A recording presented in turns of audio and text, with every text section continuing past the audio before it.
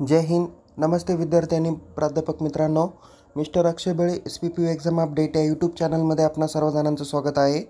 आताच्या व्हिडिओमध्ये आपण MCOM part second semester 4th मधील 2019 क्रेडिट पॅटर्नच्या विद्यार्थ्यांसाठी capital market and financial services या विषयाच्या क्वेश्चन पेपरचा फॉर्मॅट आणि अभ्यासासाठी काही इम्पॉर्टंट क्वेश्चन्स आपण या व्हिडिओमध्ये देत आहोत. त्यामुळे हा व्हिडिओ शेवटपर्यंत नक्की बघा. आवडल्यास या व्हिडिओला लाईक करा, शेअर करा. अधिक माहितीसाठी आपण आपल्या यूट्यूब चॅनलला सबस्क्राईब करायला विसरू नका. आणि परीक्षेबाबत अद्ययावत माहितीसाठी आपण आपल्या टेलिग्राम चॅनलमध्ये सहभागी होऊ शकता. लिंक डिस्क्रिप्शन बॉक्समध्ये देण्यात आलेली आहे. चला तर मग विद्यार्थी मित्रांनो सुरुवात करूया की क्वेश्चन पेपरचा फॉर्मॅट काय आहे. बघा विद्यार्थी मित्रांनो, इथे क्वेश्चन पेपरच्या फॉर्मॅटमध्ये सगळ्यात अगोदर आपण सुरुवात करूया की ह्या विषयाचा जो काही पेपर आहे capital market and financial services या विषयाचा पेपर हा एकूण 60 मार्कासाठी असणार आहे. यासाठी पासिंगला तुम्हाला 24 मार्क्स असणार आहे आणि टाईम ड्युरेशन जो काही असणार आहे तो 3 तासाचा असणार आहे. आणि क्वेश्चन पेपर ही तुम्हाला मराठी ॲज वेल ॲज इंग्लिशमधून असणार आहे. जे विद्यार्थी मराठी मीडियमचे आहे ते मराठीतून सॉल्व करतील, जे इंग्लिश मीडियमचे आहे ते इंग्लिशमधून हा प्रश्न सॉल्व करतील. यामध्ये काही इम्पॉर्टंट इन्स्ट्रक्शन आहे ते काळजीपूर्वक बघा. नंबर 1 इन्स्ट्रक्शन आहे, question number 1 and question number 6 are compulsory. म्हणजे तुम्हाला एकूण 6 प्रश्न विचारले जातील. त्यापैकी पहिला प्रश्न आणि शेवटचा प्रश्न हा कंपल्सरी सॉल्व करायचा आहे. त्यानंतर दुसरी महत्त्वाची इन्स्ट्रक्शन आहे, solve any 3 questions from question number 2 to question number 5. म्हणजे क्वेश्चन नंबर 2, 3, 4 आणि 5 असे टोटल 4 प्रश्न विचारले जातील. त्यापैकी फक्त 3च प्रश्नाची उत्तरं तुम्हाला लिहायची आहे. आणि figures to right indicate the full mark. म्हणजे तुम्हाला प्रश्नपत्रिकेत उजव्या बाजूला जे काही फिगर्स दिसत आहे, गुण ते अंक दिसत आहेत ते तुमचे गुण दर्शवत आहे. ओके, सो या पद्धतीने काही महत्त्वाचे इन्स्ट्रक्शन आहे. क्वेश्चन तुम्हाला कशा पद्धतीचे असतील तर नंबर 1 पहिला प्रश्न असेल, fill in the blank with appropriate alternatives. म्हणजेच त्याला आपण MCQ असं म्हणूया. टोटल तुम्हाला 8 प्रश्न विचारले जातील. त्यापैकी कोणतेही 6 प्रश्नांची उत्तरं तुम्हाला लिहायची आहे. म्हणजेच तसं शक्यतो 8च्या 8 लिहिले तरी चालतील, जेणेकरून कोणतेही पहिले 6 जे बरोबर आहेत ते ग्राह्य धरले जातील. क्वेश्चन नंबर 1साठी टोटल 6 मार्क्स आहे. त्यानंतर क्वेश्चन नंबर 2, 3, 4 आणि 5 हे प्रत्येकी ब्रॉड क्वेश्चन असणार आहे आणि प्रत्येक प्रश्न हा 14 मार्काला विचारला जाणारा आहे. आणि यापैकी कोणतेही 3च प्रश्न सॉल्व करायचे आहे.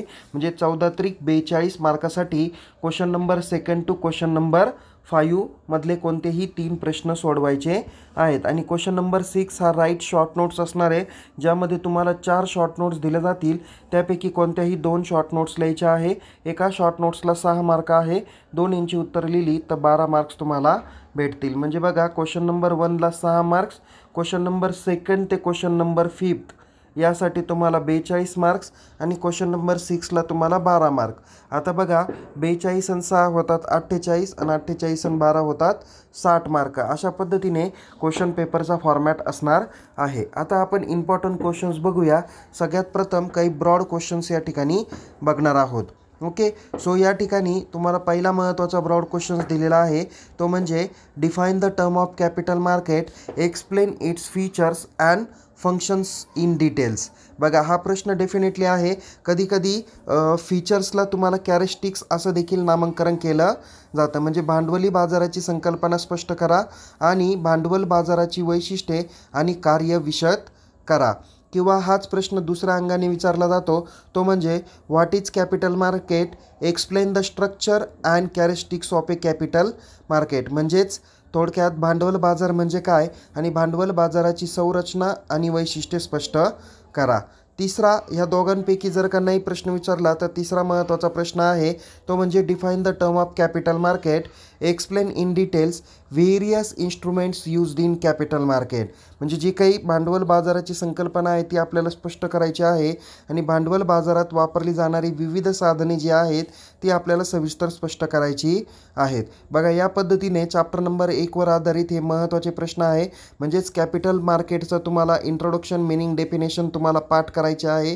त्यानंतर त्याचे फीचर्स, फंक्शन्स, स्ट्रक्चर आणि इन्स्ट्रुमेंट्स एवढे महत्त्वाचे 4 बाबी तुम्ही कॅपिटल मार्केटच्या बाबतीत व्यवस्थित तयारी करून ठेवा. यापैकी तुम्हाला काही ना काही विचारले जातील. त्यानंतर दुसरा महत्त्वाचा प्रश्न आहे, state the meaning of secondary market and explain the objective and functions of secondary market. अत्यंत महत्त्वाचा प्रश्न आहे की दुय्यम बाजारपेठ म्हणजे काय, दुय्यम बाजारपेठेची उद्दिष्टे आणि कार्ये सविस्तर स्पष्ट करा. त्यानंतर पुढचा प्रश्न आहे जो शॉर्ट नोट्सला पण विचारला जातो, बट तरी पण या ठिकाणी मी तुम्हाला दिलेला आहे, तो म्हणजे write a detail note on NSE आणि BSE, ज्याला आपण नॅशनल स्टॉक एक्सचेंज आणि बॉम्बे स्टॉक एक्सचेंज असं म्हणतो. या बाबतीत सविस्तर टिप लिहा. म्हणजे राष्ट्रीय रोखे बाजार आणि बॉम्बे स्टॉक एक्सचेंज किंवा ज्याला आपण मुंबई भाग बाजार यावर सविस्तर टिप लिहा. त्यानंतर पुढचा या चॅप्टरवर आधारित महत्त्वाचा प्रश्न आहे, what is stock exchange and explain the organisation, membership and governing body of stock exchange. म्हणजेच रोखे बाजार म्हणजे काय आणि रोखे बाजाराचे संघटन, त्याचे सदस्यत्व आणि प्रशासकीय मंडळ सविस्तर स्पष्ट करा.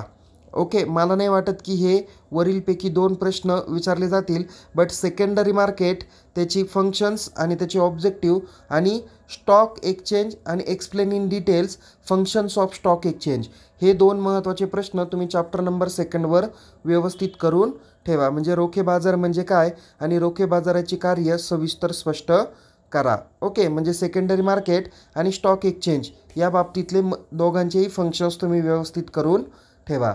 नेक्स्ट आहे पुढच्या चॅप्टरवर आधारित प्रश्न, तो म्हणजे what is mean by mutual fund, explain the details various types of mutual fund. म्हणजे म्युच्युअल फंड, ज्याला आपण परस्पर निधी असा देखील शब्दप्रयोग केला जातो. तर परस्पर निधी म्हणजे काय, ओके, तर म्युच्युअल फंड म्हणजे काय आणि म्युच्युअल फंडचे वेगवेगळे जे काही टाईप्स आहे ते सविस्तर स्पष्ट करा.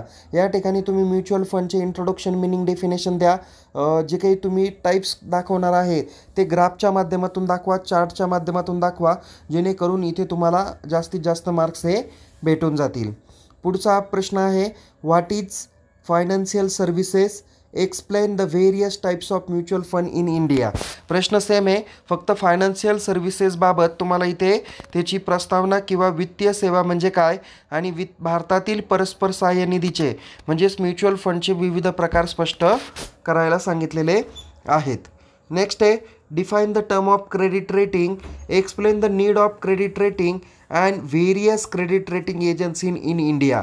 हा एक महत्त्वाचा प्रश्न आहे. यातील काही भाग तुम्हाला शॉर्ट नोट्सला पण विचारले जातात. म्हणजे पतमूल्यांकन या संकल्पनेची व्याख्या द्या आणि पतमूल्यांकनाची गरज स्पष्ट करून भारतातील विविध पतमूल्यांकनाच्या संस्था स्पष्ट करा. मग कदाचित काही संस्थांचे तुम्हाला शॉर्ट नोट्समध्ये पण विचारले जातात, जसं क्रिझिल आहे. ओके, या पद्धतीच्या देखील शॉर्ट नोट्स विचारल्या जातील. नेक्स्ट आहे लास्ट नंबर चॅप्टरवरचा महत्त्वाचा प्रश्न, तो म्हणजे SEBI. Okay, so define the term of SEBI किंवा what do you mean by SEBI, म्हणजे security and exchange board of India, and explain the power and functions of SEBI. म्हणजे SEBI म्हणजे काय, सेबीचे अधिकार आणि कार्य स्पष्ट करा. त्यानंतर याला अनुसरूनच दुसरा प्रश्न आहे की state the background of SEBI and explain the power of SEBI. म्हणजेच तुम्हाला इथे सेबीची पार्श्वभूमी आणि सेबीचे अधिकार स्पष्ट करा. इथे मी तुम्हाला 3 प्रश्न देण्यापाठीमागचं कारण असं आहे, यापैकी कोणताही एक प्रश्न तुम्हाला विचारला जाऊ शकतो. नेक्स्ट आहे what is SEBI, explain the details in establishment and achievement of SEBI. म्हणजे सेबी म्हणजे काय, सेबीची स्थापना आणि सेबीची कामगिरी सविस्तर स्पष्ट करा. ओके, म्हणजेच तुम्हाला सेबीचं पॉवर, सेबीचे फंक्शन्स, त्याच्यानंतर सेबीची एस्टॅब्लिशमेंट अँड अचिव्हमेंट, एवढ्या 5 महत्त्वाच्या गोष्टी तुम्हाला सेबीबाबत व्यवस्थितरित्या करून ठेवायच्या आहेत. ओके, हे सर्व तुम्हाला 14 मार्काचे प्रश्न तुम्हाला सांगितलेले आहे. आता बघूया आपण शॉर्ट नोट्स. ओके, शॉर्ट नोट्समध्ये पहिली शॉर्ट नोट्स आहे ऑप्शन कॉन्ट्रॅक्ट्स, त्याला विकल्प करार असं म्हटलं जातं. दुसरा आहे फंक्शन्स ऑफ प्रायमरी मार्केट. बघा, जर सेकंडरी मार्केटवर ब्रॉड क्वेश्चन आला तर प्रायमरी मार्केटवर शॉर्ट नोट्स तुम्हाला विचारली जाऊ शकते.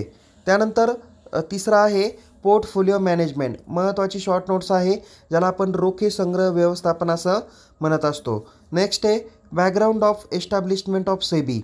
ते मी मगाशीच सांगितलं. सेबीचं तुम्ही बॅकग्राऊंड करा, अचिव्हमेंट करा, फंक्शन्स करा, पॉवर करा. ओके, या पद्धतीचा कुठे ना कुठेतरी प्रश्न येणारच आहे. म्हणजे जवळजवळ 20 मार्कासाठीचा हा प्रश्न आहे, म्हणजे चॅप्टर आहे असं म्हणायला काही हरकत नाही. नेक्स्ट आहे प्रेफरन्स शेअर. कदाचित इक्विटी शेअर्स पण तुम्हाला आत्ता विचारले जाऊ शकता. ओके, किंवा टाईप्स ऑफ प्रेफरन्स शेअर्स या पद्धतीचा ब्रॉड क्वेश्चन पण विचारले जाण्याची शक्यता आहे. नेक्स्ट आहे महत्त्वाची शॉर्ट नोट्स, ती म्हणजे over the counter exchange of India, ज्याला आपण OTCEI, ज्याला मराठीत त्वरित विनिमय केंद्र असं म्हटलं जातं. नंतर क्रेडिट रेटिंग, मी मगाशीच सांगितलं तुम्हाला क्रेडिट रेटिंग हे ऑलरेडी तुम्हाला शॉर्ट नोट्सला पण विचारली जाईल, किंवा क्रेडिट रेटिंग एजन्सी या नावाने पण शॉर्ट नोट्स विचारली जाऊ शकते. नेक्स्ट आहे सेबी अप्रूव्ड फायनान्शियल ॲडवायझर, त्याला मराठीत म्हटलं जातं सेबी मान्य आर्थिक सल्लागार किंवा वित्तीय सल्लागार नावाने सुद्धा शॉर्ट नोट्स येते, ज्याला आपण फायनान्शियल ॲडवायझर असं देखील म्हणत असतो. नेक्स्ट आहे डिबेंचर्स अँड बॉन्ड्स, ज्याला कर्ज रोखे आणि बॉन्ड्स असं म्हटलं जातं. नेक्स्ट आहे सेकंडरी मार्केट. बघा मगाशीच म्हणलं, जर प्रायमरी मार्केटवरती ब्रॉड क्वेश्चन आला तर शॉर्ट नोट्स तुम्हाला सेकंडरी मार्केटवर विचारली जाण्याची शक्यता आहे. ओके, मग याच्यामध्ये तुम्ही सेकंडरी मार्केट म्हणजे काय, याच्यामध्ये कोणकोणते मार्केट येतात, त्याचे फंक्शन्स काय आहे हे देखील तुम्ही एक्सप्लेन करू शकता. नेक्स्ट आहे म्युच्युअल फंड, ज्याला आपण परस्पर निधी असं म्हटलं जातं. मग ही नसती म्युच्युअल फंड म्हणून शॉर्ट नोट्स विचारली तर म्युच्युअल फंड, त्याचे टाईप्स, त्याचे फंक्शन्स कशा पद्धतीने चालतं हे सुद्धा तुम्ही लिहू शकता. नेक्स्ट आहे पॉवर ऑफ सेबी. जसं मगाशी मी सेबीचं बॅकग्राऊंड सांगितलं शॉर्ट नोट्सला, तसं पॉवर ऑफ सेबी पण विचारलं जाईल, म्हणजे सेबीचे अधिकार पण विचारले जातात. नेक्स्ट आहे इनोव्हेटिव्ह डेप इन्स्ट्रुमेंट्स, त्याला आपण नावक्रमित कर्ज साधने, म्हणजे कर्ज उभारण्याची जी काही विविध साधनं आहे, नवीन नवीन साधनं आहे, त्याची माहिती या ठिकाणी द्यायची आहे. आणि शेवटी आहे फायनान्शियल ॲडवायझर, म्हणजेच वित्तीय सल्लागार. म्हणजे या पद्धतीने काही महत्त्वाच्या तुम्हाला अभ्यासासाठी मी काही शॉर्ट नोट्स आणि ब्रॉड क्वेश्चन दिलेले आहे. याच्या व्यतिरिक्त तुमचा जो काही स्टडी चालला असेल त्या पद्धतीने देखील तुम्ही पूर्ण करा. यानंतर तुम्हाला नेक्स्ट लेक्चरमध्ये किंवा पुढील व्हिडिओमध्ये आपण इंडस्ट्रियल इकॉनॉमिक इन्व्हायरमेंट या विषयाच्या क्वेश्चन पेपरचा फॉर्मॅट आपण तुम्हाला देणार आहे, आणि बाकी देखील तुमचे स्पेशल सब्जेक्टचे देखील व्हिडिओ आपण लवकरच अपडेट करणार आहोत. तर विद्यार्थी मित्रांनो, पुन्हा भेटूया एका नवीन विषयासह, नवीन व्हिडिओसह. तोपर्यंत या व्हिडिओला लाईक करा, शेअर करा. अधिक माहितीसाठी यूट्यूब चॅनलला सबस्क्राईब करायला विसरू नका, आणि परीक्षेबाबत अद्ययावत माहितीसाठी टेलिग्राम चॅनलमध्ये सहभागी व्हा. लिंक डिस्क्रिप्शन बॉक्समध्ये देण्यात आलेली आहे. पुन्हा भेटूया एका नवीन विषयासह, नवीन व्हिडिओसह. तोपर्यंत तुम्हाला येणाऱ्या परीक्षेसाठी खूप खूप शुभेच्छा. Take care. जय हिंद. धन्यवाद.